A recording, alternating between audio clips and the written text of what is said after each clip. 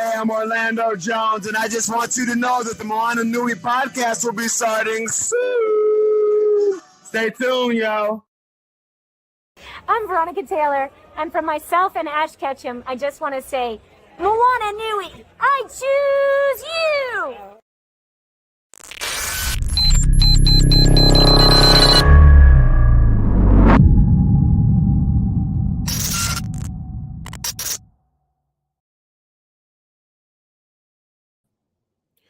Good evening, everyone, and welcome to our presentation of Moana Nui After Dark Presents Whatcha Watchin. Tonight, we will be discussing X-Men 97 thus far. Spoilers for those of you watching, especially if you have not watched the latest episode, episode 7. And with that, I will say, to me, my X-Men.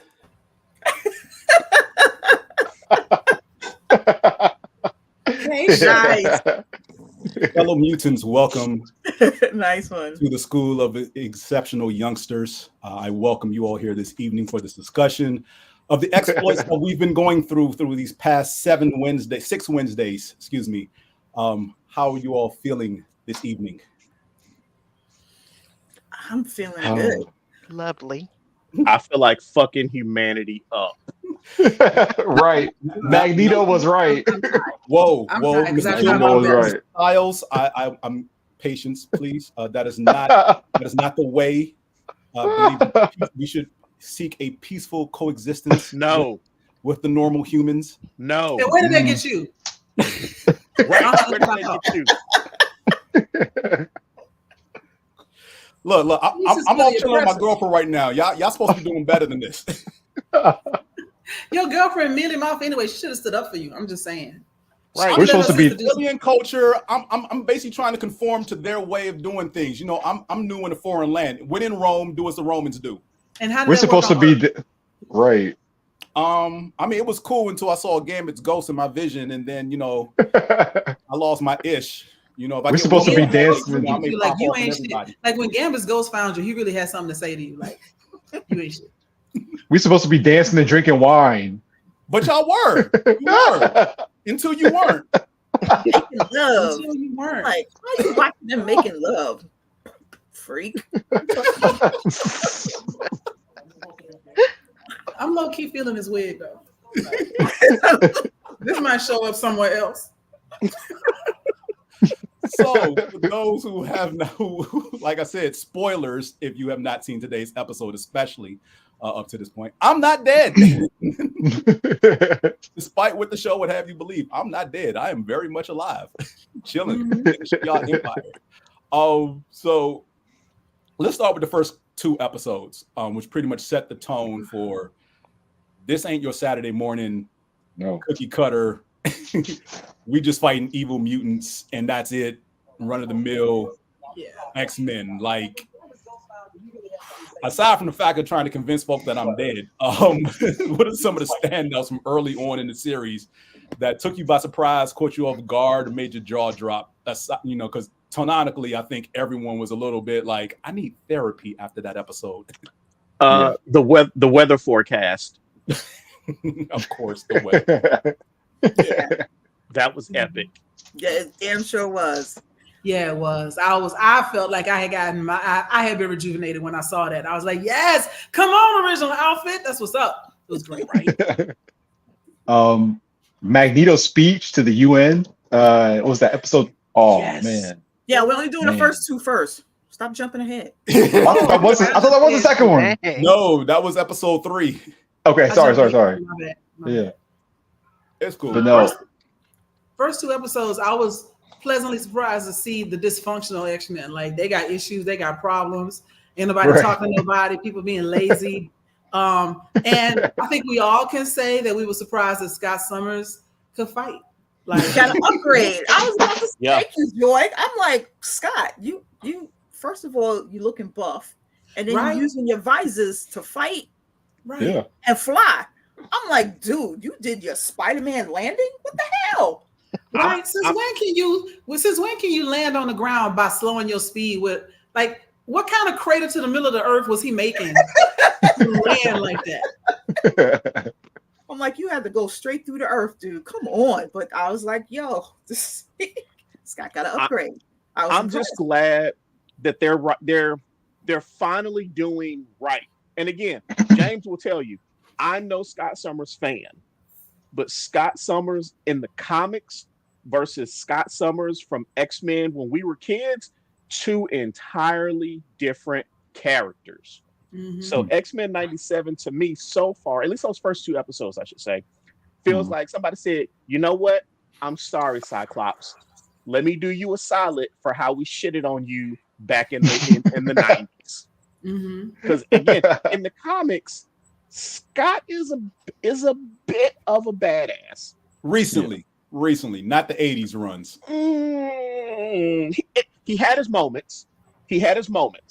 But overall, you're right. Yeah. Teresa? Wait, can she hear me? Is she frozen? She's frozen. Sorry, yeah. Everybody disappeared for me. Sorry. Oh, it's all right. We got you back now. What struck you as the most interesting, Teresa? Well, boy, do I even remember the first 2 episodes? I think what struck me most, not even about what was going on, but was by the second episode I was like, okay, this is not for kids. This is for those of us who watched it before. It's basically picking up. Then we're older. I won't say old. We're older now. We're more mature. Yeah, this show is for us. It's not for kids. Kids can get can understand the visuals, I'm sure, and they can get a story, but the nuance and everything in the storyline is definitely for us. Yeah, I would argue that it was always for us. Like, I think it was geared towards older young adults, which we were in the 90s, because it had like romance themes and action themes and like daddy issue themes and stuff. And now that we are in our 40s and 50s, it's got baby mama themes and dysfunctional family themes and political. It was always political, but it's in your face right now. So I think it grew with us. Absolutely. You all mentioned Cyclops finally getting his just due. Obviously, someone's been playing Marvel vs. Capcom 2 on loop. Because that opening sequence with him just busting up the Friends of Humanity was, we ain't never seen Scott. First of all, I was thinking back in the original series. He only hit 2 things in the entire 5 seasons of the original X-Men run. And that was Sinister and Sinister's plane and maybe Juggernaut. But he missed literally everything else because, I always wondered about that. Like, how you miss something you looking at? Like, it's your eye. I've been wondering that myself. I mean, I trained the boy. You think he'd know better, but clearly your training was not good enough. So some of my students fall through the cracks. He was one of them. I mean, it's not like he was teaching hand-to-hand combat. So, I mean, ain't much I can do. I'm in a chair. Fight him on the astral plane. I saw. Well, I gotta wait. I wait for us to get to that episode. Never mind. All right. So, apparently, it looks like this run so far from these first 2 episodes, Roberto is going to be filling the role of the annoying Jubilee character from the original run. How do we feel about that? Because Jubilee, look, say what you will about Jubilee from the original run. So far, she seems a little bit more mature. Yeah. But they're using we didn't Roberto. need another Jubilee though. Like, that is fair. I don't think he's going to be annoying for very long because and again, this is jumping ahead since you brought him up. Yes. Based on today's episode, I have a feeling he'll probably be annoying for maybe 2 more episodes while he deals with the shame that his parents are feeling because they have to conceal it because of shareholders and all of that kind of crap. But I have a feeling once he gets over that, he's going to learn and become a badass member of the team. Like I think the one of the episodes, the episode where he and Jubilee were in, and jumping ahead, where he and Jubilee were in the Motendo realm. Yeah. Him actually cutting loose and doing this thing. I think that was like the start of him. Like I have an awesome gift. Like I need to use it. Yeah. So yeah, I think that was awesome. Because Sunspot in the comics is a force to be reckoned with. Yes, he is. Yes. They did not do him justice in New Mutants. No. They did not do him justice in New Mutants. Matter of fact, no one got done justice in New Mutants except for maybe Wolfsbane. All right. So just the way that they ended, both of them. It's like it pulled you in. It made you want to come and watch the next episode. The first episode ended where I was like, oh shit, Magneto, and he's sexy as hell. Magneto is Daddy Nito, Mac Daddy. Whoa, we know, Ro. I mean, look, I could finally touch somebody. I've been trying to get touched since the 80s. Look, let a girl have some fun, sugar. Really? Gambit's over there. Gambit's right there. Gambit ain't nowhere right now. Oh, too soon. Oh, that's so messed up. All right, so let's skip ahead to Magneto showing up and taking over the squad and then having to face the consequences. So we're around episode 3-ish at the UN, since we already brought that up. And everything from that into episode 2 through episode 3, him basically coming around, not so much acknowledging Charles's dream, but I won't say acknowledging instead of accepting, because he is kind of reluctantly still trying to do good work in the name of Charles Xavier. Yeah. And only that. Questions. He did a lot of things in episodes 3 and 4 on, I want to honor the memory of my fallen brother. Blah, blah, blah. That he is alive. He gonna lose his shit. He's gonna lose his shit.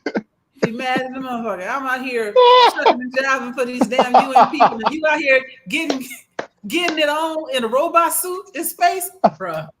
No, wait. I mean, look, I got legs now. I can walk. No, you have an exosuit. Apparently, he can crawl too. Talking about bark later. Sir, you have an exosuit. You still can't walk. Is that a metal exosuit too? Yes. Magneto is gonna lose this. But doesn't Magneto know that Xavier is off with the Shi'ar? Now, see, and that was one of my complaints after the first episode, because of how the show kept pushing the narrative that Xavier was dead, when the original series ends with literally Magneto and all of the X-Men watching him get on board a Star Cruiser with Lilandra and fly off to the Shi'ar Empire to fix his broken brain. Yeah, but you can't have that be the narrative that they're pushing to the public. Well, it is now. I got a thought on how they get out of this. Madeline Pryor. If they say that she was the one that was there when he went out to space, and she's been secretly wiping history and adjusting everybody's mind who was there to make them think he was dead. Now that she is gone, Jean is like, do what now? And it could be that, now they could say, oh, we've been freed from whatever little mind game Madeline Pryor was playing. And guess what? He's alive. We remember. It's a soap opera level possibility, but it's possible. Yeah. There's definitely some shenanigans with the memories of basically the entire world, because again, that's the narrative thus far. But not the entire world, because only the X-Men saw him leave. Everybody else thought he was dead. Right. As the thing, the entire world believes he's dead. And but it's not a memory thing. It's a surprise. Surprise. Right? Surprise.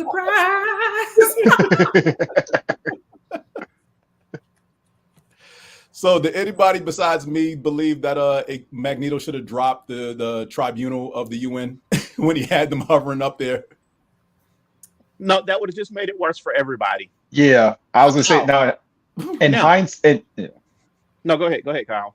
Now let's say in hindsight, Yes, he should have, but at the time, no. At the time, no. I have to say I don't agree. I mean, from an emotional standpoint, yeah, but from a political and tactical strategical standpoint, it wouldn't have mattered whether it was now, before, or after Genosha. Dropping the UN people wouldn't have helped because they were the only ones willing to listen and to give media coverage to that trial and to talk to him, give him that platform. If he dropped them, he's all the kind of murderer that everybody said he was. You can't bite the hand that is, choking you less. Because they still, what I liked about this most recent episode is them getting into the whole now is not the right time to rebel type of thing that they tell Black people a whole lot. Like they even quoted Martin Luther King in this last episode. Yes. Yeah. All right. So let's just jump around now over the shenanigans of the last 3 to 4 weeks. Because so wait a minute. Can I ask a question? Yes. Am I the only one somewhat upset at the fact that whenever Morph changes into another mutant, he somehow magically has their powers? They have that on the credits. It says that he can adjust his face and body and have their powers. It says that on the little rundown. Okay, see, I didn't catch that. But so still, is he an Omega level mutant at that point? Would he be considered an Omega level mutant at that point? If he can mimic their powers, then yeah, he'd be Omega level. Yeah, but it depends on how long he can hold it, I guess. Right, and this is the first time we're seeing him have this ability. Yeah. Well, I don't know. I know that Mystique can't do it, but I never paid attention to Morph until he was a crackhead. Now, when he transformed into Angel, I'm willing to give you that. Yes, he had wings. Wings, yes. He could make the wings flap and he could fly. But when he turned into Pietro, where does the super speed magically come from? I'll do you one better. When he turned into Psylocke, when he was fighting the Executioner, where did the martial arts training come in? Right. Because I'm not going to say Morph can't fight. I will not say that. All of the X-Men have some level of hand-to-hand combat, but I would say that hand-to-hand combat between Morph and Psylocke is like the difference between a mountain and an anthill. Because I always figure Morph's power is more aesthetic, to like look like someone as opposed to yeah. And he had her blades too, right? Yeah. Like, where did he get the blades? Yeah, it does seem like that, Latoya. Yeah, they are. Yeah. Now, I will point this out. Remember, during the original run, he was under the watchful care of one Mr. Sinister for a number of seasons. That is okay. So we don't know what he was doing. We just think that the torment he suffered was mental. Sinister could have easily augmented his powers. That is fair. That is fair. That is fair. I was going to say the same technology. Actually, because I was going to say the Sinister is using that similar technology in the what was it? In the the new Sentinels. So that same, in theory, that same technology could be in Morph, to where Morph sees something, adapts like a power, almost like a sponge. Yeah.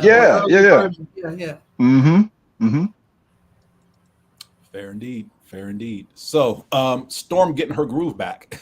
Yes. Yes. That was awesome. I love that episode. I love the self-reflection, the growth, the conquering your fears, and then just that flying. I love how she needed to save her man, but took off for a joyride real quick. Like, I got my powers. Let me go play in the clouds real quick. I'll be back, baby. You'll be all right. I'll be back. That and she magically got her bundles back. So I was just like, yes. She did. She had a mohawk, didn't she, when she went there? She did. Yes. Yeah, the mohawk when she went in that cave. Then they dabbing in her claustrophobia for touching on her claustrophobia for all of 3 seconds, and then actually full blown head to head. Right. The magic of rice water. I mean, hey, she got her Sailor Moon transformation on. Yeah, she right? did.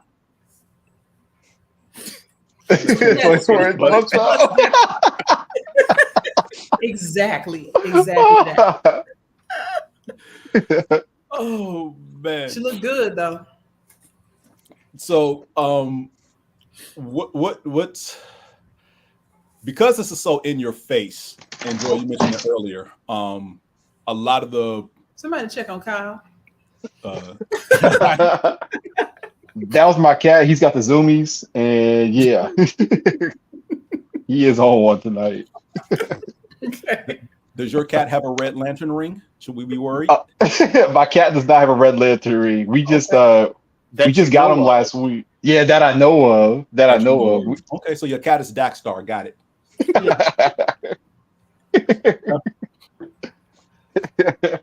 No, we are good. So no, so the parallels we're seeing, because again, Joy, you mentioned it earlier. This is very much in your face with the social and political narratives between the mutants and normal humans. You can see a lot of those parallels between marginalized groups of people in today's society, not like years ago, like literally right now. Right now, you people, we'll help you on our own time, but it doesn't look good. It doesn't look good from a political standpoint for us to give you aid right now. Like that could have been pulled right out of the headlines, Yep. Oh man.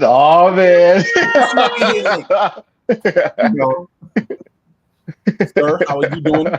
The last Omega mutant level detected.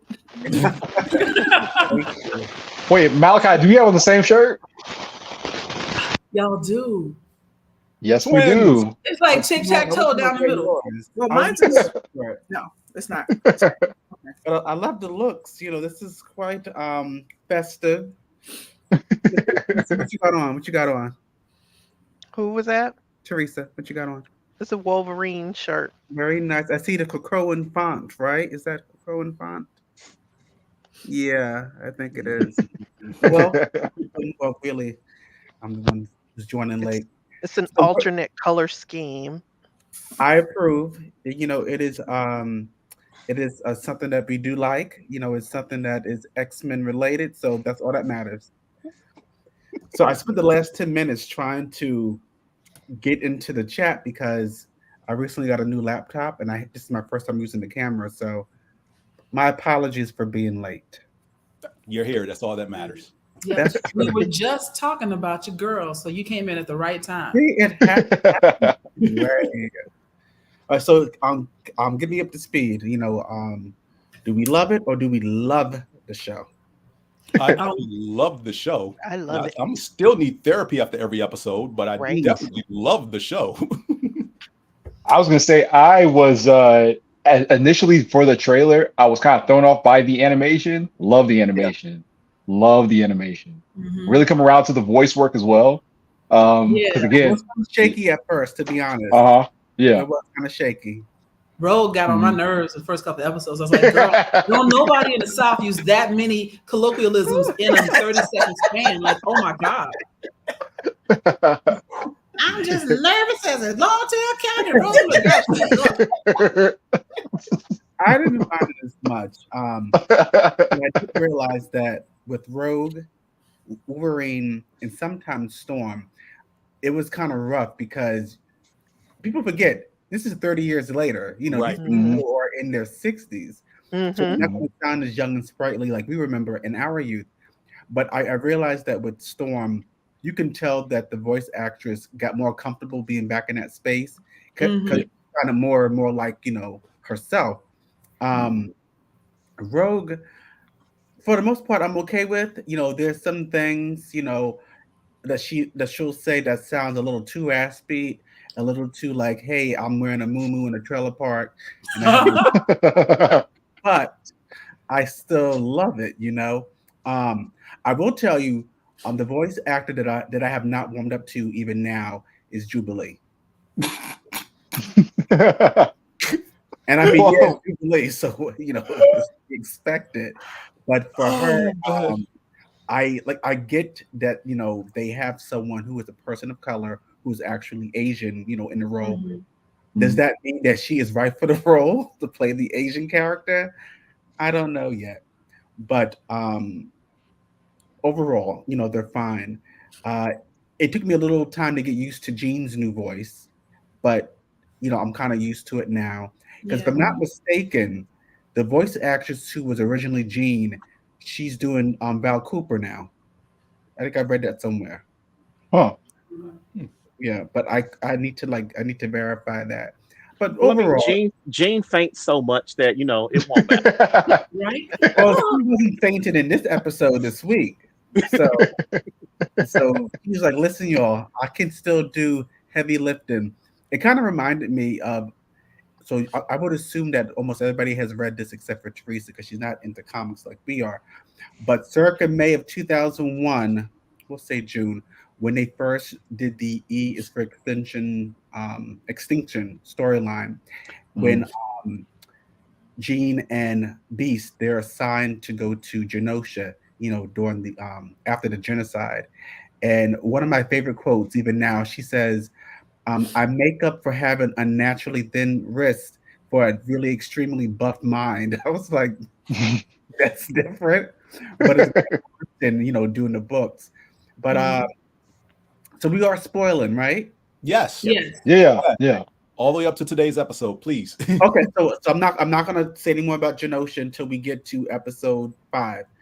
So we're practically there. We were just talking about Storm and Magneto up until this point. Okay. What did you guys think about that one survivor, in the Genoshan app, when we're doing like the cleanup and recovery? I think. Do you think it was staged? What, Emma? Yeah. Emma being a survivor? I hadn't even thought about it that way. That's really interesting. So what I did find perplexing when we did watch last week's episode, 2 weeks ago, when it showed Sebastian Shaw, his body. Now, as a mutant who can absorb kinetic energy, right? And it strengthens his body, it gives him physical strength. You would think with all that debris falling on him, he would have, I don't know, absorbed it, and it would have at least had him stable until the paramedics arrived. So seeing him there was kind of weird. So here's why I don't necessarily think that that's weird. Okay, I'm listening. I don't know if this is where they're going, but I have a feeling Nimrod is the big baddie that we're going to be fighting against. And if it's Nimrod, he already knows how to nullify all the mutants' powers. Because based on the new Sentinels that we see and all of this future tech, to me, it really feels like Nimrod is behind all of this. Especially with Cable talking about how shitty the future can potentially get. Because in one of the more recent storylines, remember, Nimrod is trying to wipe all mutants out. Even now, as of yesterday in the comic books. See, and I'm a little behind. I got to get caught up. But no, I really think this season, or I don't know if it's this season's or this arc or however they're putting it all together. I think it's Nimrod. And to me, if it's Nimrod, it makes perfect sense that he would know how to kill Sebastian. That's a good point. Fair, and that's true. Because my thing is, even though we are discussing spoilers, there's spoilers for the TV show, and there's like legit spoilers. Actually, if it's already happened, it's already happened. So Master Mold, and Bastion, they didn't they merge in the comic books to become? Yes. Okay, so Bastion is pretty much Nimrod, and I read a theory that when they did the episode One Man's Worth, which is one of the best ones ever, when Bishop, he needs help from Storm and Wolverine when they're married in that alternate reality. So remember when they fought Nimrod and he was attacking them in 1959 or whatever, and then they destroyed him.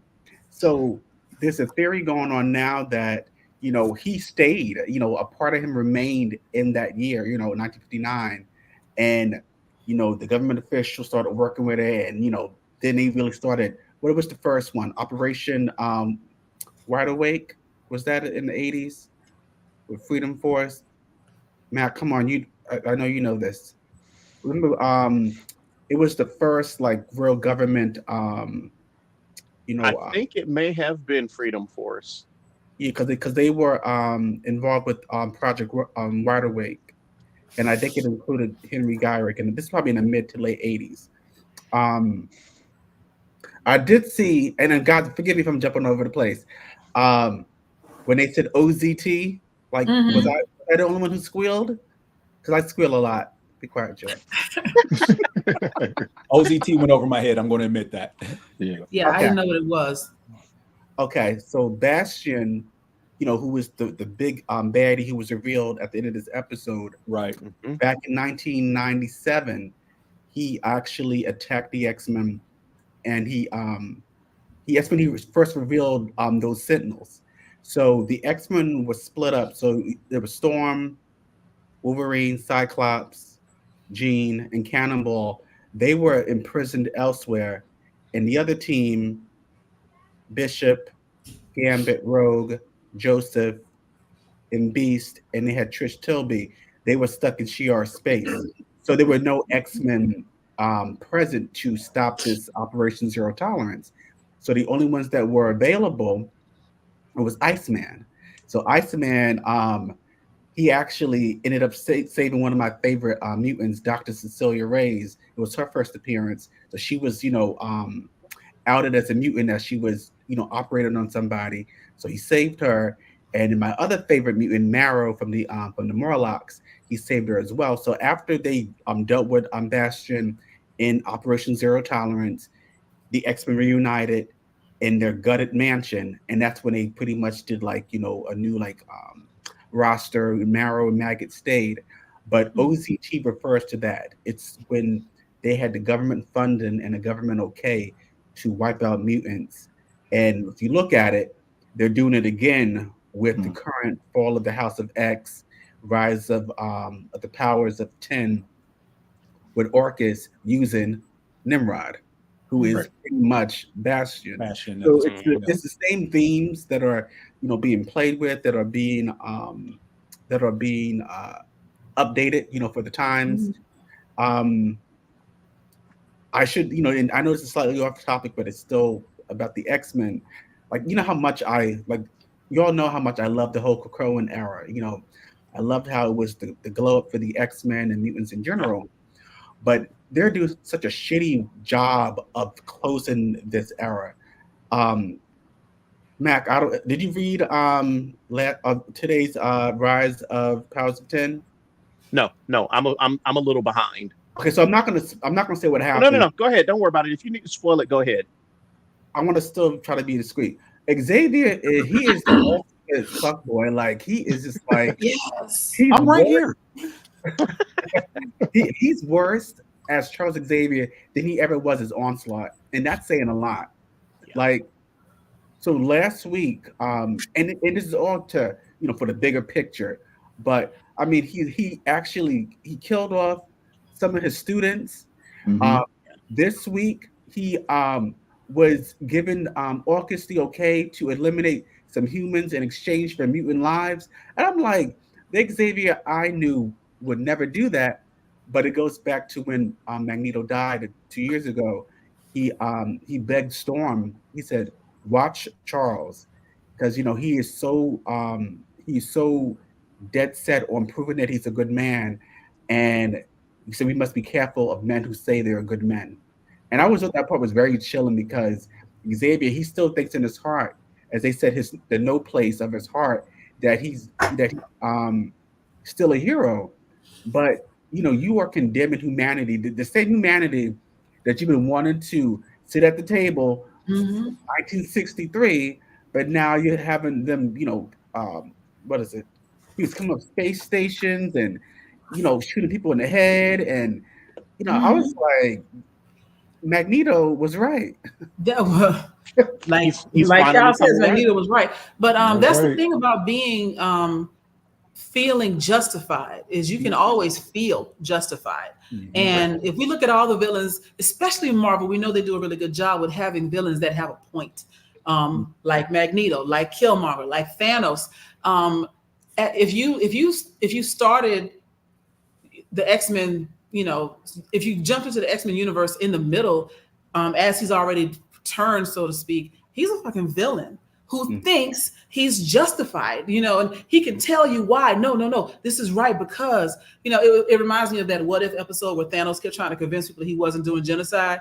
And everybody kept saying, I don't know, bro, that sounds like genocide. He's like, look, half the population, it's a good thing. That's where he is with that. And it also reminds me of the line from the second Batman movie, the only three that I acknowledge, where was it? Harvey Dent was like, if you stay a hero long enough, you find yourself becoming the villain or whatever it was. You turn into the very thing you hate, and that is what he is becoming. You know? Yeah, I totally agree. Like, I'm looking at this, and I'm like you're really like going through it, and it's kind of like because again, with me being so pro Krakoa and Araco, it doesn't make me excited for the next phase. And they have what I'm told amazing creative teams. Like you have Gail Simone, she has Uncanny X-Men, she has Rogue, Gambit, Nightcrawler, Wolverine on her team. They're going to be in Louisiana, so that sounds fun, right? Yeah. Mhm. We have what's his name, Jed McKay. He has Cyclops with a team in Alaska. So you have Cyclops, you have a cloned beast. Don't let me start it. Then you have who else is in it? Oya, but now she's called Temper. That's another problem for me. And then who else? Psylocke, but the Asian version. Who else is in I it? was gonna say something real racist. No. I was like, the other Psylocke, I wasn't aware there was more than one.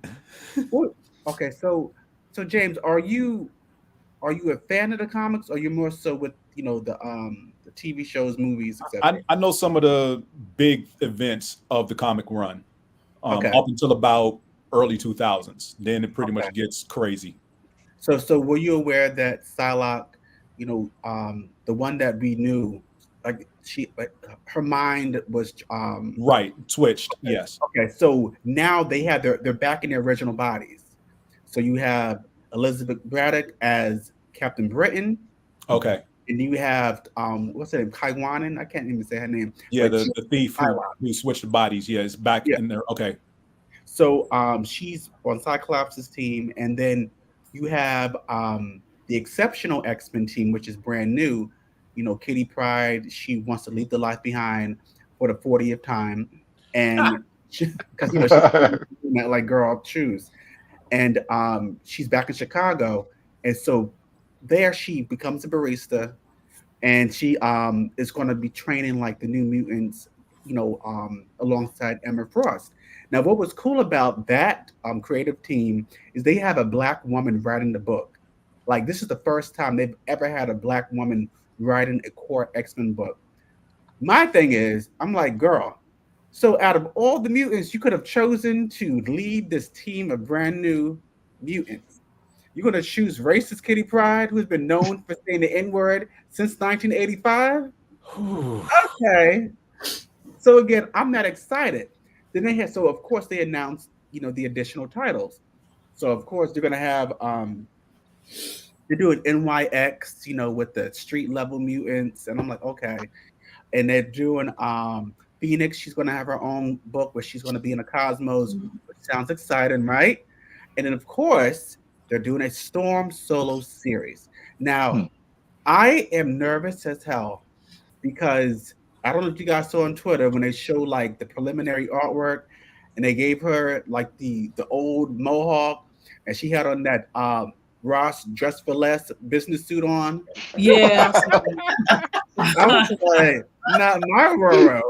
Where's the African jewelry? Where's the African motifs in her business suit? Where's that texture to her hair? Why isn't it flowing? What's going on? Is the person Black or other doing the book? We don't know. So I think some of you saw what I was posting a lot about it because I was mad. I was like, heated. Mm-hmm. And so I'm not proud to say this. Low key, I am. We bullied Tom Brevoort. Is that how you say his name? The new editor. We bullied him so bad on Twitter that he actually made a statement. He said, "That's not the final look for Storm. We just needed to have." But he actually, you pulled a Sonic. I mean, look, social media is the biggest bully out there. So and we did that. And then he's like, "Oh yeah, don't worry about it. That's not going to be her final look." And we said, "We know that already." Like, to do this, but we'll see what happens. I'm just that excited. For Storm, they need to get the creative team back together that did the previous Storm run and just let them have at it. With Greg Pak back in 2014. So here's the thing. I liked him, but his stories were so like slice of life. Like, no, I need her fighting Galactus and shit. Now I want her on Araco. I want her doing like the Siege Perilous. No, it was a Siege something. Fighting like the other mutants to keep her position. No, I want that. I'm spoiled. You know what? Let's just make this easy. Give me the fucking book. I'll write it. I already got it. You could. I could. Listen.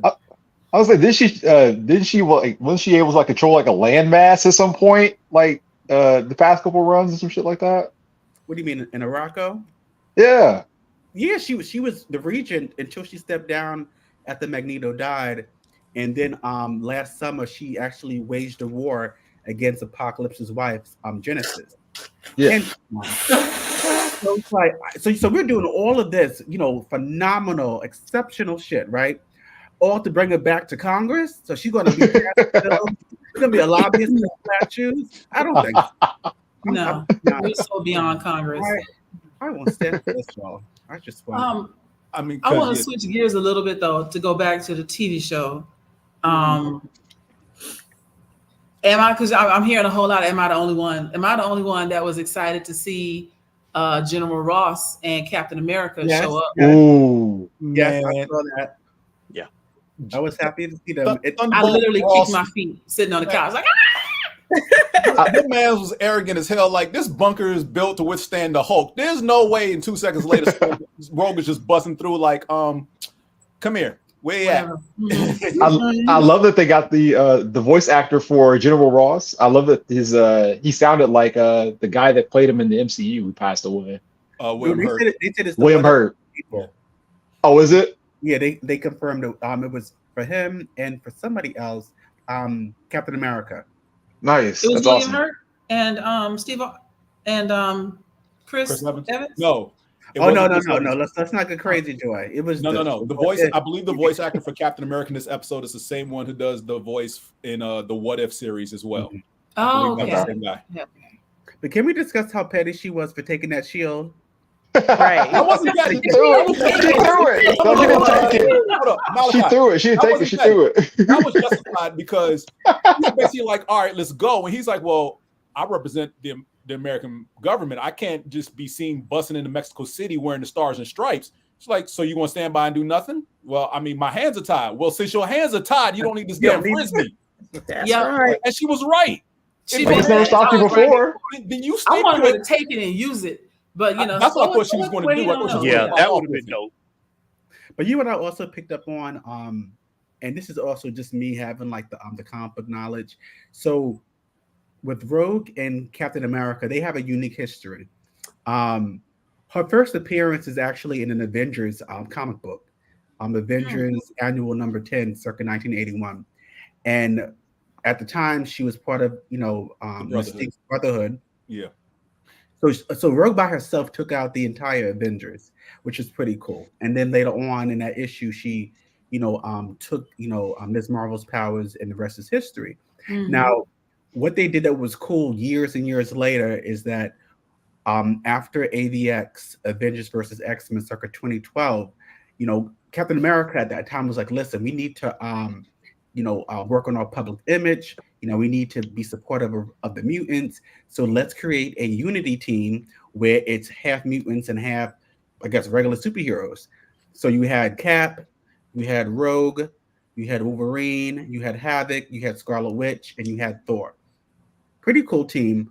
There was great tension between Rogue and Scarlet Witch because Scarlet Witch had the powered mutants at that point. And don't forget, at that time, Scarlet Witch was still the daughter of Magneto and was, bumping uglies with Magneto prior to that. So, you had all of that going on. So they had that run for a bit. Rogue became an exceptional Avenger, which was pretty cool. And then last summer, they did a new volume of Uncanny Avengers where she reprised her role. So seeing them work together for all of 20 seconds, in today's episode, it was kind of a nice,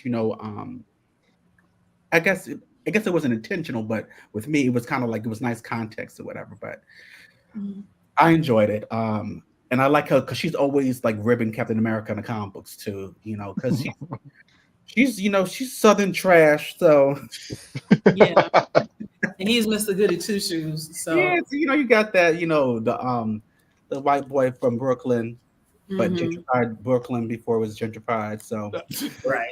I mean, he's America's top cop, and you know what NWA said. Oh my gosh. After police. Yeah, well, that's right. Yeah, they did say that. Question about the whole Sebastian stuff. When they pushed, who was it? Trash that she dropped off the roof. I was like, girl, Jean couldn't have caught him. What? Right. Wasn't Nightcrawler with them? Nightcrawler was right there. Nightcrawler was right there. They all watched like, Nah, Kurt's chilling. He ain't got no love for these hoes. Again, right. He's like, what have you done? She was still in the process of doing it when he asked that question. He had seconds. It was slow motion. Like he actually to get down there. It's like freeze frame and everything, and they're just standing there like.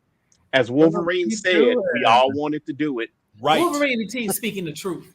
But my question about that, when he turned around and was all zombified or whatever, wasn't the circuitry on his face, wasn't that the same virus that their baby had? Okay, so tell me, because I don't know how all that comes together. It wasn't the same virus. It's not the technovirus. No, it's not. Okay. It was the circuitry that's used by the Neo Sentinels that Bastion is doing. Yeah, because the techno-organic virus, that alone is its own decades-long storyline. Yeah. That's too long to talk about now. We don't need to go there. That's Cable, Apocalypse, Sinister, going from 86 to now. So but that was just making his body strong so that it can be. But you realize he was already dead at that point because you heard his body hit the ground. And then they did the zombie trope of turning his whole head around on his body. But I think his death is what activated. Yes. Yeah. Yes. Yes. The programming inside him that he didn't know was there. Right. It was a trap. It's always a trap. It's always a damn trap. When is it not? Yes, that was I was surprised when she did that. I understood it and I would have, been for it regardless. But this would have not flown over if this was a Saturday morning cartoon. Nope. I was thinking that, like, we made that correlation earlier about how the difference in tone. Oh yeah, the original run and now. So, episode 5 never would have happened if this were a Saturday morning cartoon. I'm still emotionally bereft. Yeah, that was an amazing. I love Remy. Do you think he's dead? Do you think they're really going to leave him dead? Do you think they're really going to leave him dead? Unless they reset the timeline, but that part. He's dead. He's dead now. Yeah. Because remember, the beginning of episode 5 is pretty like right before things started kicking off, and everything went to shit. Cable's running through the crowd. Cut the music. He's already here. Cut the music. Get him out. Yeah. And he gets to Madeline Pryor, and his computer's like body slide one. It's like, ah, damn it. And then when she realizes it's her son, he's like, "I'm sorry, Mom," and gets snatched back. Which that was so emotional. We had a precursor for in episode 1 when they were looking for Trask. Yeah. Madeline saw that image, so had the foreshadowing there play out in episode 5. But I feel like there may be some time play shenanigans where they would have 3 episodes left. I'm spitballing between Cable and Bishop because I refuse to believe Bishop ain't going to show up again in the next 3 episodes. Him coming back depends on how important he is to the storyline. He's in the intros. Because think about it, everybody who dies and comes back typically comes back because of their importance to some storyline that Marvel is telling. So if Gambit becomes key to some story that they're going to tell, I believe he'll come back. Otherwise, he's probably going to stay gone as a memory. He's too popular for him to stay dead. Yes. Yeah. I feel like somebody comes back and they get Nimrod earlier before Genosha pops off. Now, if it was Jubilee who was killed, I mean, All right. That girl's been annoying me since 1989. You know, right? I mean, she's better now though. She had Better her isn't blow good. up. Better isn't good. I love Jubilee. Like, let me just put it. I love her, but I love the others so much more. I put it that way. Gambit makes too much money. Yeah, people love Gambit. I didn't realize he was that popular. Yes, he is. Gambit is hella popular. Yeah. Okay. Which is why I hurt everybody when he was killed. Yeah. Especially in this crop top. That's how they dress there. It's giving K-pop vibes with that crop top. Oh my gosh. I love a good crop top, y'all. Little abs glistening.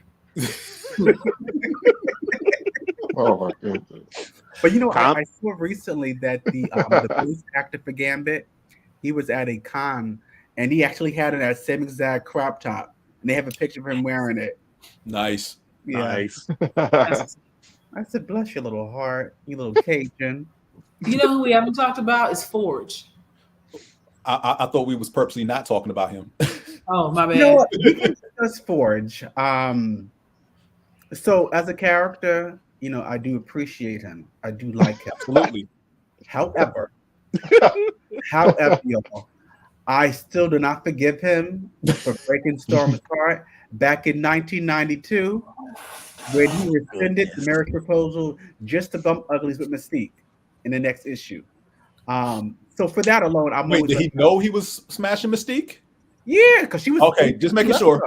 I gotta ask.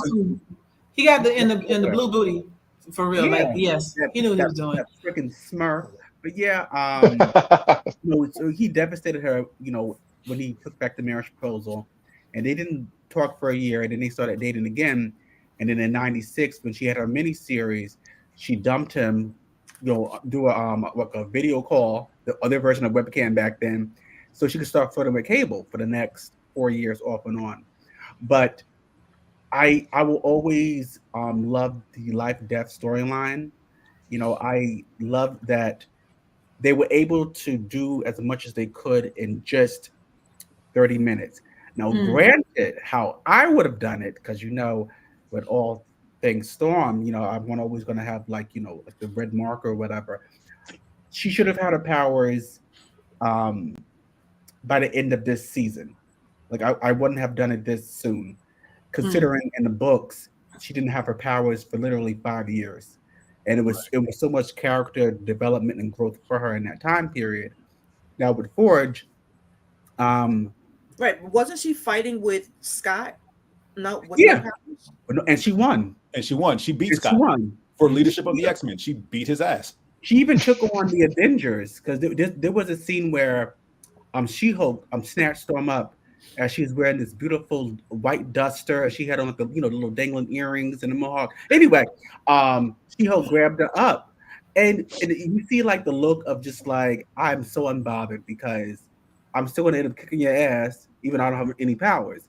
So you have all of that going on. Storm, for her to lead the X-Men and the Morlocks at the same time without any powers, that's a testament to the strength of that character. Mm-hmm. So and I like the fact that, you know, it was a lot of soul searching. You don't have to be quiet. I'm sorry.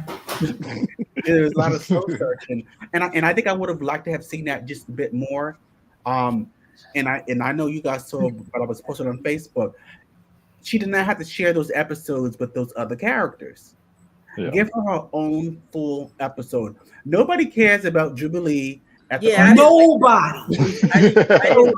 It like, who cares? Okay, so the Motendo episode, I felt like they were, again, this current run, at least the episodes we've gotten so far, has given shine to characters who pretty much didn't get it during the original run. All right, we talked about how Cyclops was pretty much just a beta male the entire original run of the show. Everybody pretty much talked down to him, talked back at him, had very little respect for him, if any. Just know. And now pretty much there's they cleared that up in the first episode where you see Remy and Rogue backtalk when they come back from the mission, like, where were you two? You guys are utterly useless, and they backtalk whatever, but there's still a level of respect because like they get off their one-liners and then they back down somewhat. So I feel like except for Wolverine. Well, Wolverine is never backing down from anybody. I mean, he lives to cause chaos and troubles with people who annoy him, and Scott is always going to annoy him. He gonna ever be a hater on Scott. Exactly. But they're not having sex together. The comic books. But I feel like, and I get it, Jubilee's not everyone's favorite character. Perfectly understandable. Yeah, she was annoying as hell for the original run, all 5 seasons. She barely did. She finally took down a Sentinel in like the next to last episode on her own. And I feel like that Motendo episode was pretty much doing her justice because she's not this bad in the comics. All right. Yeah, she's a child. She's maturing. She's growing up through the comic runs. But she's not the annoying hanger-on little kid who just happens to be there because, you know, they want to mother now. She's a single mother of a vampire. She's not a vampire. She was the vampire, briefly. The baby was too. Wasn't the baby a drag? Was the baby a dragon? He was briefly when they're doing Excalibur, yeah. Oh God. Okay. That's maybe that's what it is. So I say all that to say is that everybody who pretty much was either underutilized the first time, is getting their just due this time. I mean, we can go back to when Storm comes in where they're going after Trask and bring the forecast, and she's basically using lightning and turning the glass, the sand floor to glass as she's walking along. Hurricane winds striking down everything within sight. Like we would have never got that in the original. We never got the full extent of Storm's powers in the original run. Yeah, that's true. So these episodes thus far is like, they're apologizing for what we got the first time around. Don't get me wrong, the first time around wasn't totally bad, but it's all we had at that point until we got other versions of it. We were so grateful. I think the issue is honestly, because every episode that's come out, I've thoroughly enjoyed. Yeah. And I just think that as a whole, we probably could have used an additional 2 or 3 episodes anyway. Because it's only 10 episodes that are being released for this season. Yes. So, and then you have to keep in mind that, okay, this is, a show that we're going to do a revival for. And, we want to get everything right. We want it to be exciting. Yes. But they have to keep in mind that this show literally ended in 1997. Like, we've had pandemics. We've had people who should have been president. So we had all of that going on since then. And murder hornets. Yes, we did have that for a bit. We had monkeypox and all that lovely stuff. So I would have been okay with, you know what? Here's an additional 2 or 3 episodes. So you don't have to do like Motendo / Life Death Part 1. Jubilee, we had like about 20 minutes of Jubilee eating chili fries with Sunspot, doing video game shit. And then we have literally 11 minutes, because I counted, of Storm drinking at the bar with Forge. I want to see more of that. When did she start wearing that leather? Why? I wanted, that's me just being like, a fanatic, but I wish that even with her last week's episode, which was enjoyable, Deathbird being her trifling self, a Milky Way ghetto, even though she's humping 2 black men from the Milky Way ghetto, Bishop back in 1997, and they had a baby in an alternate future, but that's another story. And then recently, Sunspot, they were bumping uglies, but the Milky Way's ghetto, right? Anyway, people are slumming all the time. Yeah, but it's and that actually can, if you look at it, it goes back to even with slavery times. You had the Mandingo. So I mean, there's so many different point of views that you could have applied to it. But back to Storm. So Life Death Part 2. You guys, everybody knows on this page that I was insanely happy, deliriously angelic, happy with this shit. But why did we have to share it with Professor X? Because he's going to come back at some point. Yeah. Why? And you need to show him.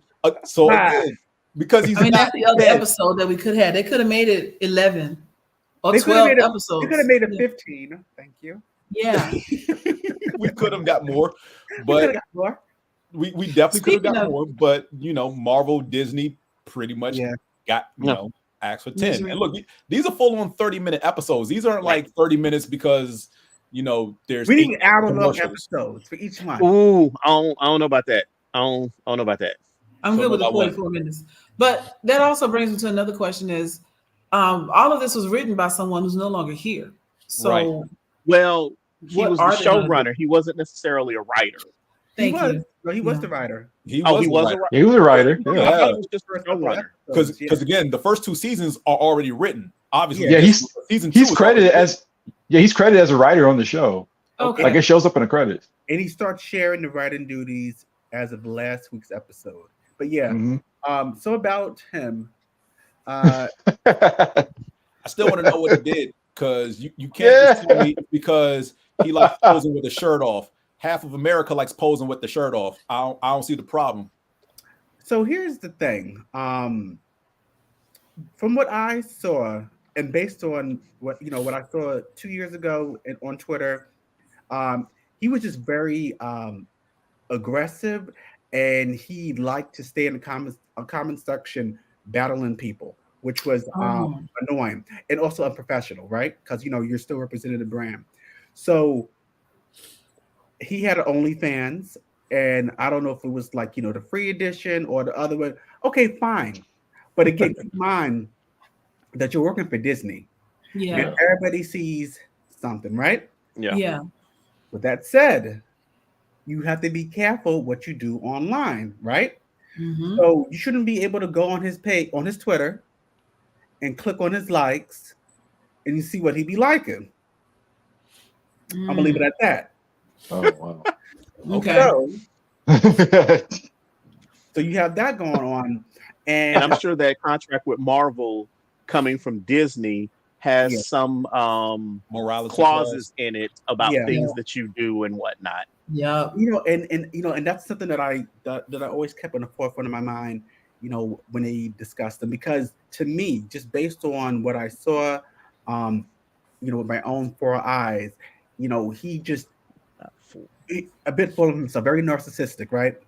So I don't know if you guys noticed it, but a couple weeks ago, I had did a post, and I was like, if Polaris doesn't emerge from the Genoshan ruins saying "Daddy, oh Daddy," I want to scream.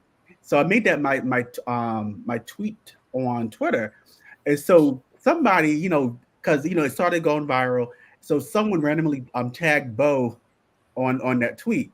He didn't respond, but recently, someone was talking about the Storm transformation. How they said, how was she able to change her clothes? That makes no sense. And I'm like, y'all, you did not see her do that in the first X-Men episode back in 1992. This isn't new. She's been doing this because she's, charging the unstable molecules in the costume, and it's also Black Girl magic. So the person who did this tweet last week, he said, I'm wondering, like the feathers from the adversary, did she use that to make her costume? So Bo responded to him. It was like ding ding, right? It was like, okay, that makes sense. She's wearing, the flesh of her adversary, yada yada yada. That's cool. So so back to what I said about the Polaris post. I said if he responds, I want to say well, but I had a Shanae, response, or like a reaction. So he didn't respond to my original post. So when he responded and liked, my comment on Storm's costume, I actually was able to say, Bo, well, and I had Shanae, and he liked it. But it was kind of like, okay, you was also gone after you got fired. You disappeared for a whole month, and you didn't emerge again until after episode 5. And so I'm noticing that even on Twitter, people are saying, I don't care what he did, I want him back. It's like, no, if they're not discussing it, he did something bad. It's something bad. That a week before the show premiere, like, I don't know what happened. But someone else also said something that I hadn't even realized that could also play a part. Even with him being an asshole or what have you, this is not new in entertainment, right? You think about the Harvey Weinsteins and all these other people who were known to be complete and utter trash, but they still retain their positions, right? So someone also said, guys, keep in mind, he's also a gay black man in this predominantly white, setting. White straight Christian world, yeah. So if he does come across as difficult or hard to work with, it kind of makes you wonder, like, are you pushing back at everything he said just because you don't like him because he's black and gay? So, and I know that can't always be like, you can always pull that card. Yeah. Right. But it makes you wonder. Because I mean, if he didn't write these episodes of this show, it wouldn't be as impactful. He's bringing the context of how it is being black and gay in this disgusting country, and he's using that to write people who are marginalized and oppressed, and it's coming across so authentically. Like go ahead, Joe. I can say I immediately caught that. It hit you right in the face when Sunspot came out to his mother and she was like, "Oh, we've been doing this. Now let's keep it quiet." Right. Shareholders can't see you in all of this. So that very much felt to me like people who say they love their child, but then tell them, "But can you not in public?" Hello? That was me. That was with my family. So, I felt the truth in what he was saying, those episodes, even with the Madeline Pryor scene with Cable. So when she recognizes her child, that he's an old man at this point, he is a war-hardened, soldier, and it took her only like a second to look into his eyes. It's like, oh, this is my baby, and she's like, you made it. So for me, that got me emotional. Cause I was like, oh, but this is like, because having lost my mom, was like, can you imagine like you being separated, but with space and time, but then we had that moment where you guys are reunited, and it's kind of like, you're fine. She could die happy now, and which I'm sure she did. No, because that's the last time we see her, right? So if you haven't seen Madeline Pryor since, and here's we don't know that he's dead. We don't. Nobody know dead. So in the comic books, when she was killed by Jean in 1989's Inferno crossover, for years Madeline was an astral ghost, a ghost in the astral plane, until she got her own body in the early 2000s. But so she could just be there on the astral plane. You heard it here. You did feel a lot of really energy, people's final moments that were just there, even though they were dead. So I mean, she could also be out there with the Watcher, because we saw him in that last episode watching and not doing a goddamn thing. But he didn't. He's supposed to just bear witness to these great tragedies. So I just love all of these like inroads they're making to bring the Marvel universe into X-Men and vice versa. Like they're setting it up really nice. Yeah, that's why I say when I saw the Watcher in that one episode, I was like, this may not be 616, but it is definitely the MCU. Yes. Yeah, I think Feige has said it's part of the sacred universe, sacred timeline. Yeah. So yeah. So again about the Genosian survivors. So when they brought out Emma Frost, which is also correlates with her survival in the comic books. So I was looking at Twitter about 2 hours ago. People, they had the most delicious memes that I love to harvest and post on my wall. So someone Black said, Problems is great for that. Right, isn't it? Yes. So they had this one tweet where they said, how is it that Emma has been, trapped under this rubble for a couple days, but she was able to apply her lipstick perfectly? And I was like, that is quite hard. I said, she was been like a flesh tone, it was freshly applied. And they said her nails are probably done too. I was like, I'm gonna post that soon. Oh, damn. I thought about it too. I thought about that too. Like when somebody else mentioned, like, was that staged? I was like, I don't know, because she did come out there looking picture perfect. May have been buried in rubble, not a speck of dirt on her. I know she's a diamond, but diamonds get dirty. So I feel like she was and said, and seen, like she was cracked and damaged along her arms and legs. She wasn't like perfect diamond form. And it looked like she had taken some damage, and then she hardened her body to diamond form. So I mean, she wasn't picture perfect, so to speak. But it makes sense. It makes sense she'd be the one to survive, though. True. Yeah, and True. I'm glad they kept that in the books because, and of course I'm going to be a little nitpicky, but in the actual books where they go and they find her, she emerges from that, that whatever you call it, the hole, and she's actually holding one of her dead students, and so she's like, her name is Ellie. She's gonna be a credit to her people. She chose the name mutant. What is it? Negasonic Warhead. So the character that she's holding is the same girl from the Deadpool. Yeah. But even though they had completely changed her powers for the movie, even though of course it's Fox. But anyway, it's the same character. So she's holding the student's body, and she's like, Beast was like, oh, she's so shiny. And she's like, get her to a hospital. She gives the body to the paramedic. And so Emma's talking to Jean. She's like, okay, what happened? And then Beast is like, well, it looks like, your secondary mutation kicked in. He's like, so what happened exactly? She's like, I got hard. And she turns back to the paramedic. I said, get her to a hospital. So I wanted to see like that snarkiness, also in the scene. But again, that's being nitpicky, and it was still good to see them, bring this mutation to this character. But but I'm just grateful that we have a show. Period. Yeah, right. Well, the snarkiness you were looking for was probably when that TV crew was at the mansion. Yeah, Cyclops is going off. The way he read and you can attribute all the snarkiness to Scott, basically when he slipped up and was like, he read them for because of you people. I still think that was Emma. I do.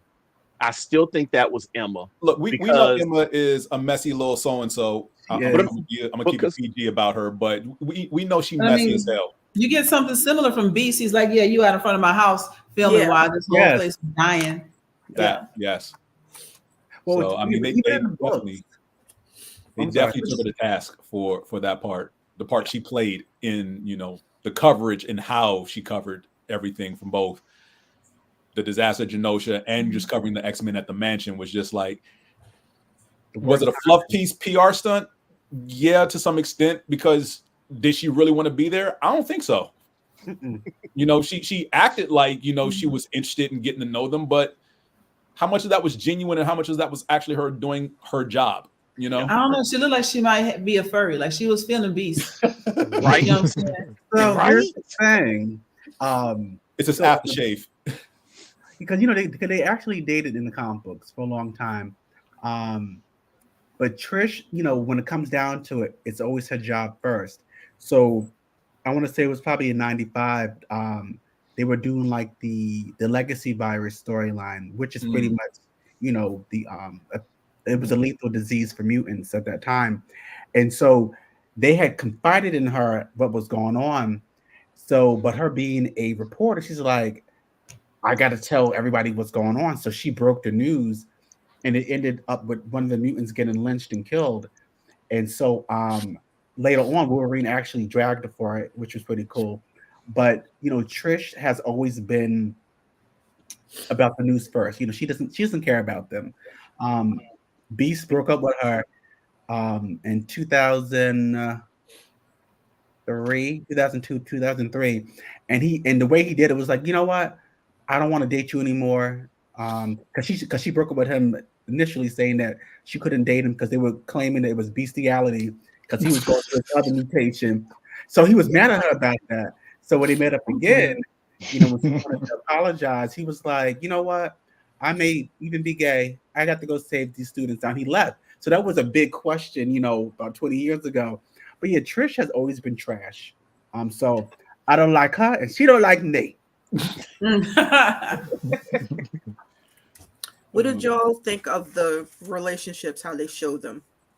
Which one? Oh my gosh, what I'm about to say. All of them. I thought it was like Jean, like the Jean and Storm, Morph and Wolverine. Then you had together relationships with I think so too. I think Morph and Wolverine are together. Yeah, but not together. I'm just talking about the closeness, the friendship, the bonds that they presented between various pairings. That's a better word. The bonds. Yeah. I like it. I think it's true to the comic books.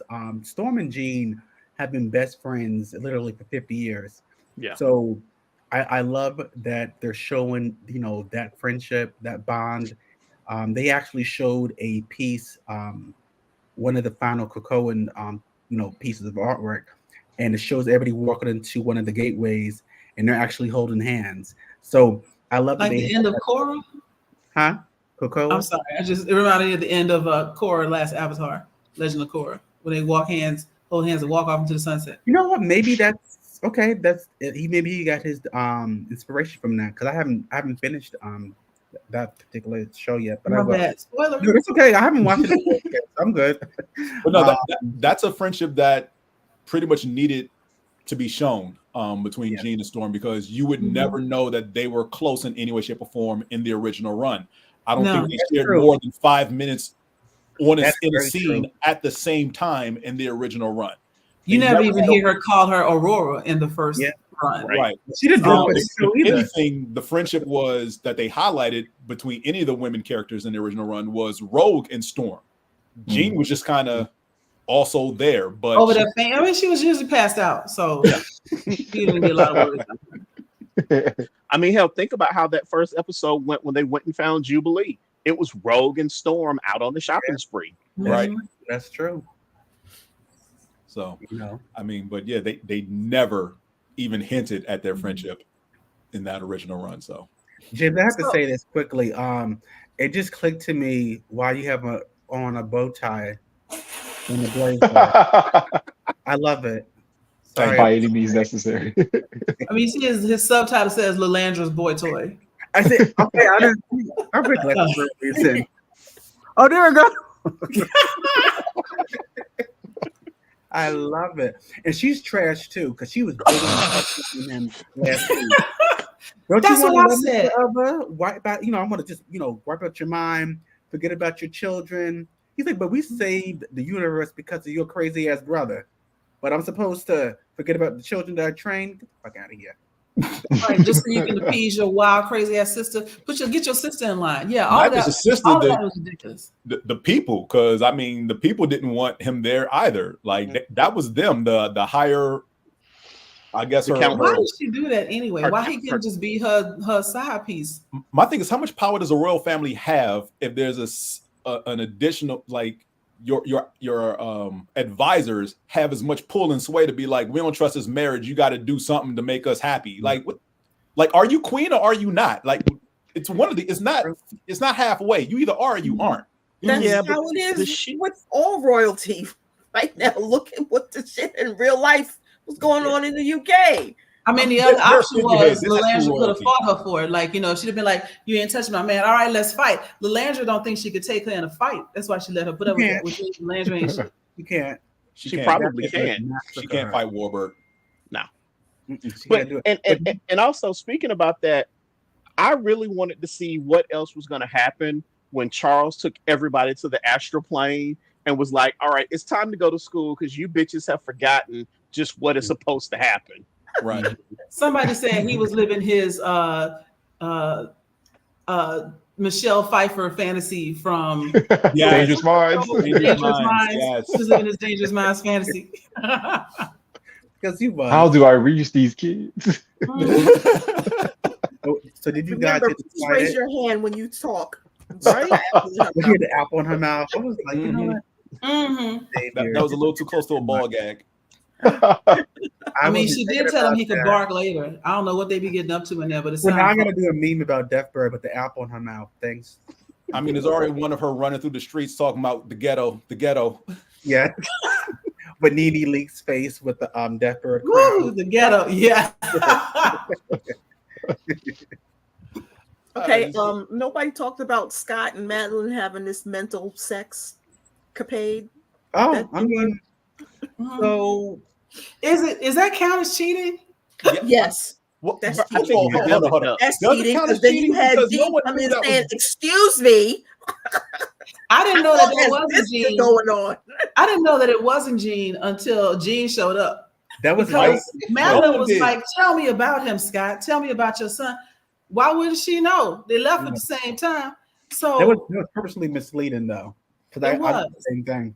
And again, it goes back to I keep thinking Emma was behind it, because while Madeline was drifting off telepathically talking to Scott, the way Emma was looking, I'm sure Emma was reading her mind and kind of feeding a few things in here and there. Yeah, because again, Emma's messy. Yeah.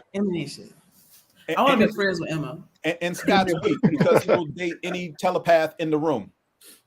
But Matt, you may be onto something, because in the original Psychic Affair, it was Emma instead of Madeline. Mm-hmm. And Jean walks in, she's like, "Don't tell me, you can explain." And that's when she pretty much tortures Emma Frost on the astral plane. Bless you.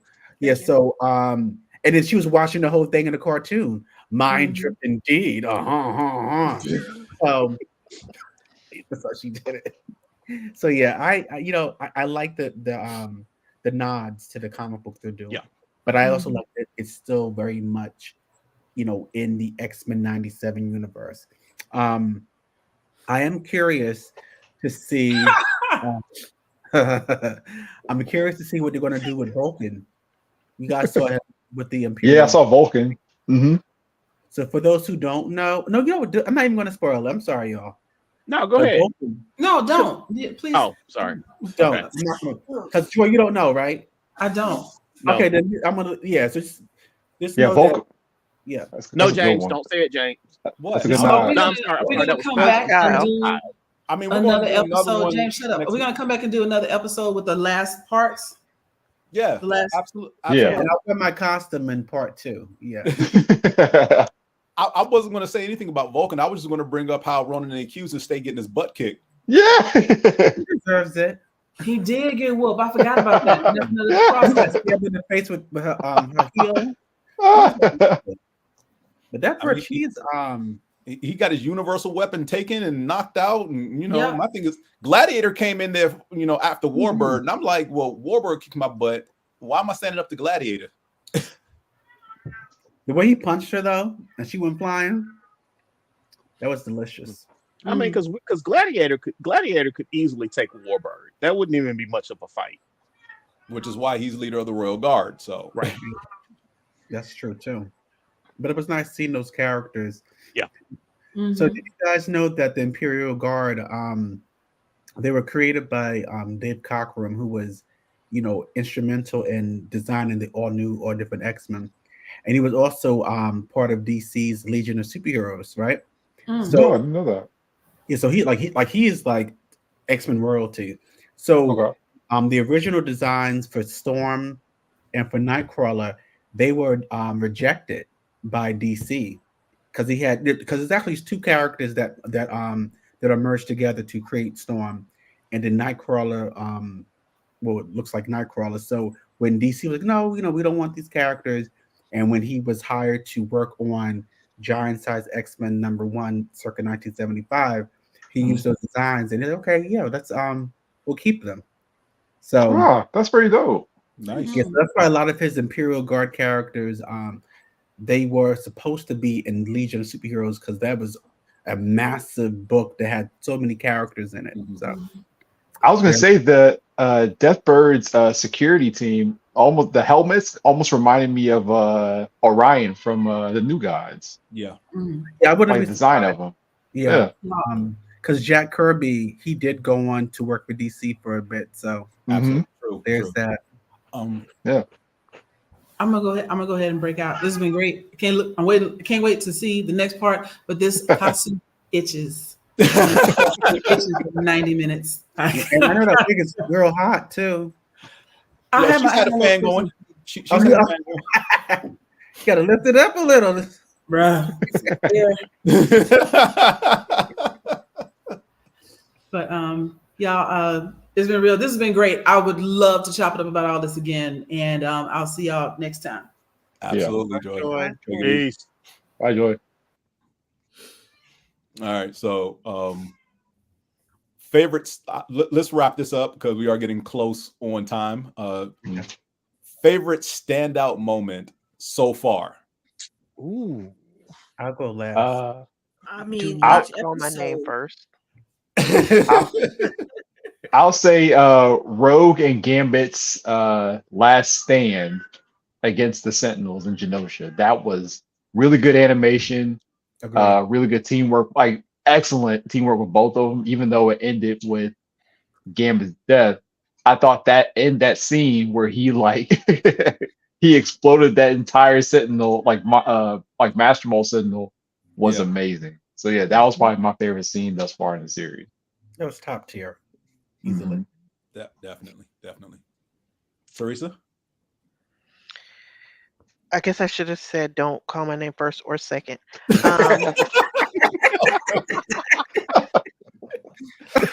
But no, that whole episode really, or the whole like Genosha episode, yeah, because first Magneto, I wasn't a big fan to begin with, but now he grosses me out. Because I mean he's basically a pedophile. She was young and he groomed her, and because when they did that flashback and she was like, well, my mom introduced me or whatever, and he pops up and he's got this white hair and I'm like, so Magneto always been old?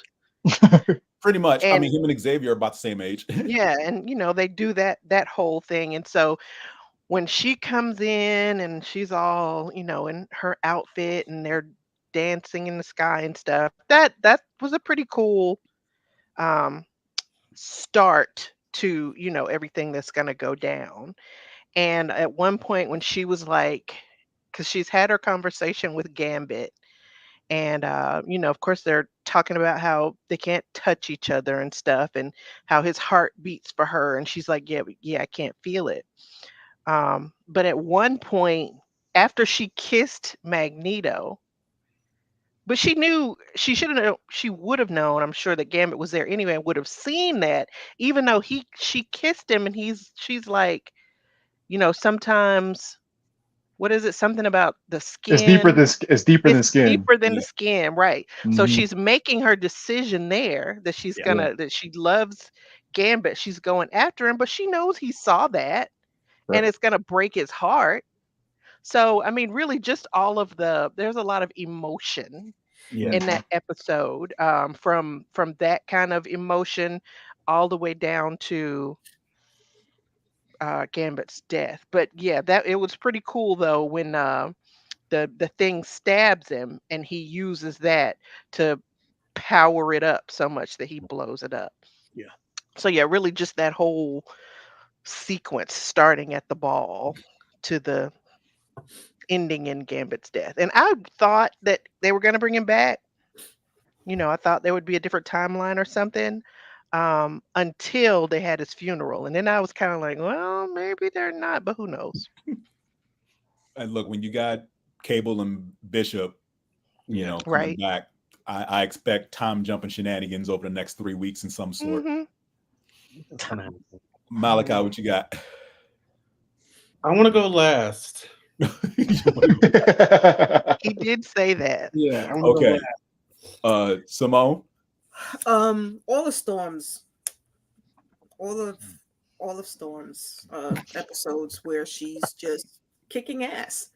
And then Rogue, where she's just pissed off and she's just destroying everything, going through the country, just whooping ass and flipping shit over. I mean, fighting people. Shit. With her having her outfit on, and then with the Captain America's shield, I'm like, damn, that's a good crossover. I need to do that as a cosplay. I'm like, I need to do broken and hold the Captain America's shield. I was like, okay, more another add to my list of cosplays that I need to be doing. I feel like every convention going forward, every Rogue cosplayer should walk up to a Steve Rogers cosplayer, take and this just take it and throw just somewhere. They really need to do this. Chill and throw it. You're like, your hands are tied, right? Okay. You need this. Make sure it's cleared up. We don't want to hit nobody. Right. True. And then the automatic end of knowing in my mind that Rogue is going to have to fight Magneto because they're going to turn Magneto into one of them machines. And somehow she's going to try and have to get to him.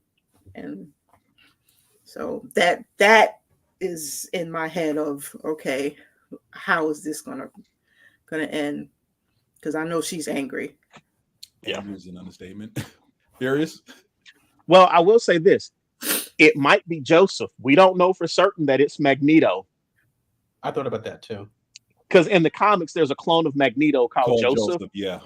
So Simone, it might not be Magneto. It might be his clone Joseph. And see, sis, I didn't know about the comic. It's why I'm sitting here like, who the fuck is Joseph? Yeah, he's Magneto's clone. Magneto's clone. And his that they actually thought was Magneto for a little bit. Yeah. Hell, what if it's been Joseph this entire time?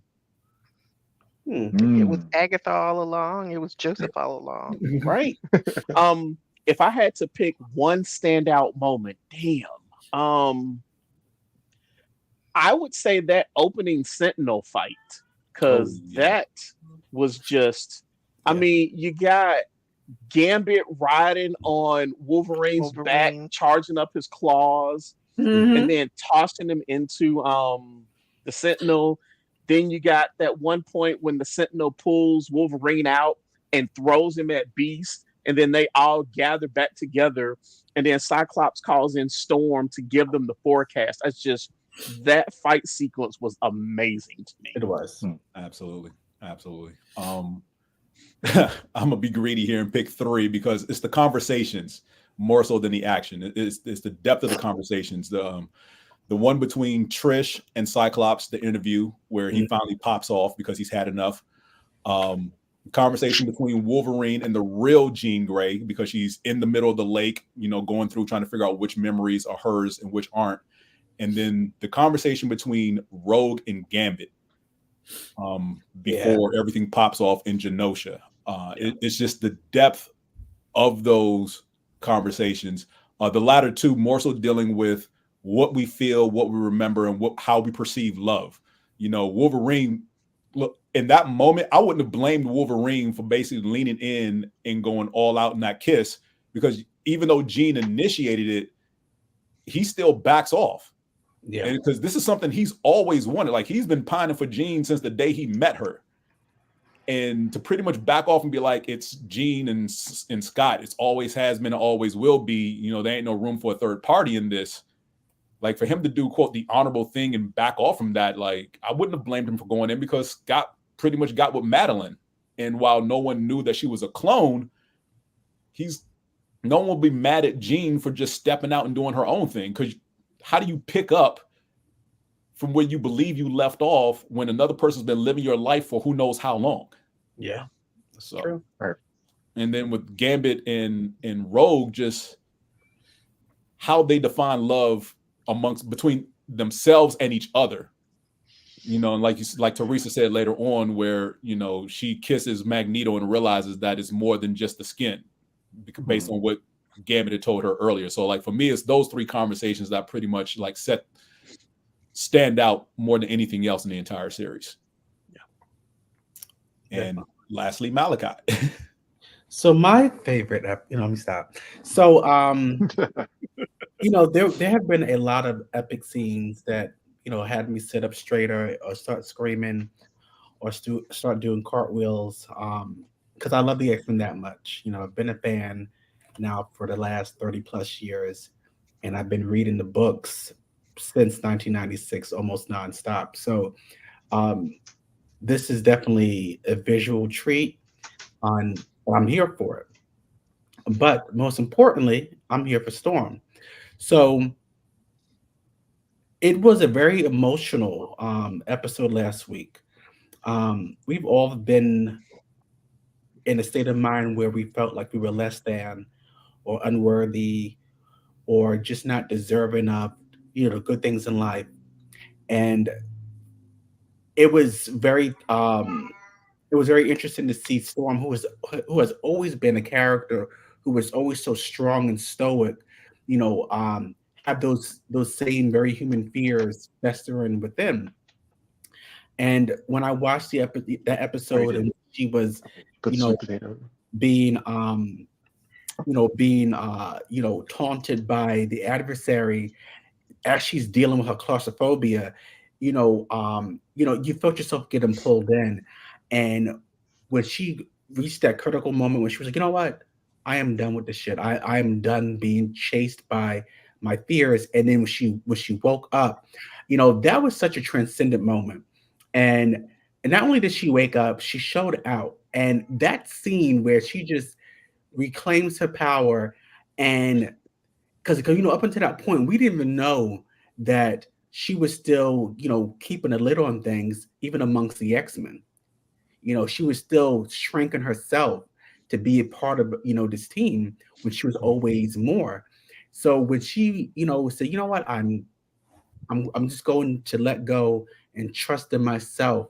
And she skyrocketed, and you see like the storm gathering from space, and then, when they showed the feathers coalesce into her new costume, which is a nice throwback to the original look.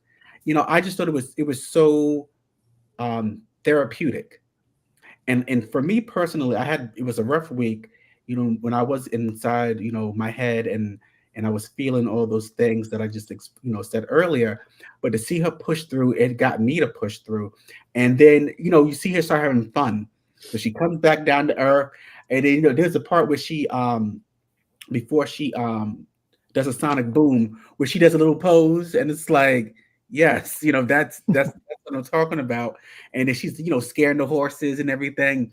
And if you guys listen closely, like, as they're playing her epic theme song, she's actually like laughing to herself. And then she says, and then she skyrockets, and then I loved when it showed there's a scene where she's going through like the I guess like the tight spaces or whatever, which would have been claustrophobic for her otherwise, right?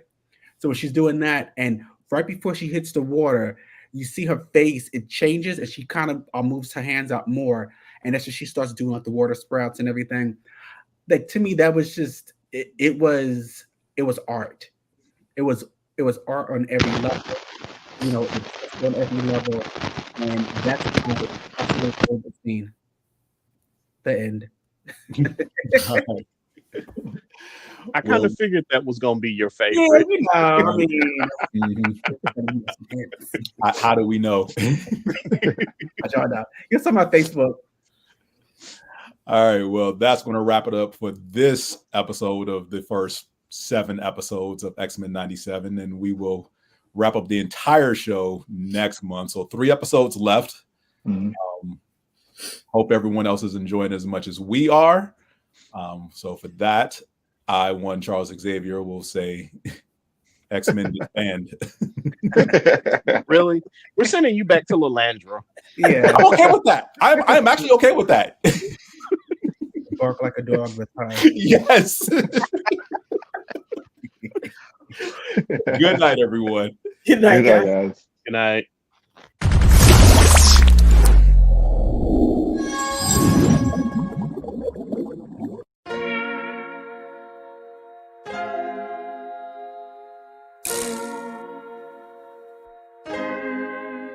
So many stories left to tell, even if we have to ourselves. Can't keep history on the shelf. If we won't tell it, we will. If this the land of the free, it was a freedom then. When they annexed Hawaii and called it Cedar Lands. Without any type of payment and no signing off. Called themselves the Republic in 1894.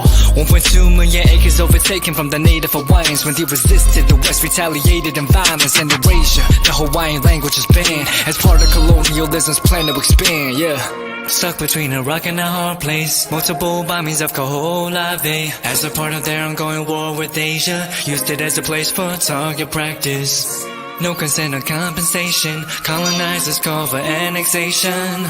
No work out for all the locals, school will never let you know. So many stories left to tell, even if we have to ourselves. Can keep history on the shelf, if we won't tell it, we will. Too many stories left to tell, even if we have to ourselves. Can keep history on the shelf, if we won't tell it, we will. We will. So if we put Hawaii into perspective, well, Black and Asian history is interconnected. Considering the fight with the Pacific, then of course versus Asia, they was treated as a middleman for war, but didn't let the Western colorism run its course. Cause dark skin was a sign of dignity to core. The land was taken in the name of capitalism, when prior to it was an actual kingdom. Clap back at the system. Stuck between a rock and a hard place, multiple bombings of Kohola Bay. As a part of their ongoing war with Asia, used it as a place for target practice. No consent or compensation, colonizers call for annexation. No work out for all the locals, school will never let you know. So many stories left to tell, even if we have to ourselves. Can keep history on the shelf, if we won't tell it, we will. Too many stories left to tell, even if we have to ourselves. Can keep history on the shelf, if we won't tell it, we will. So many stories left to tell, even if we have to ourselves. Can keep history on the shelf, if we won't tell it, we will. Too many stories left to tell, even if we have to ourselves. Can keep history on the shelf, if we won't tell it, we will. We will.